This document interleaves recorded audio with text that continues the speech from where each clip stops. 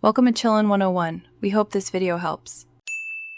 You need a modern iPad OS and music recognition in Control Center. That's the only supported quick path. Once done, make sure Wi-Fi or cellular is on and the iPad's microphone isn't blocked. Now open Control Center, swipe from the top right, and tap the Shazam/music recognition button. The indicator shows it's listening. Hold the iPad near the music source. This starts the identification process immediately, rather than opening extra apps or services. Once the icon is active, let the iPad listen for several seconds, typically between 3 and 15 seconds, while you reduce competing noise.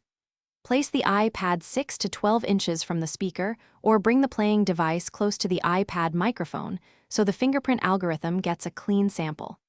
If the song is short or has quiet intros, give it a bit longer. The system compares audio fingerprint patterns to the database, which is why a clear sample matters when a match appears, tap the result to see artist, title, and playback preview. You can add it to Apple Music or share the link.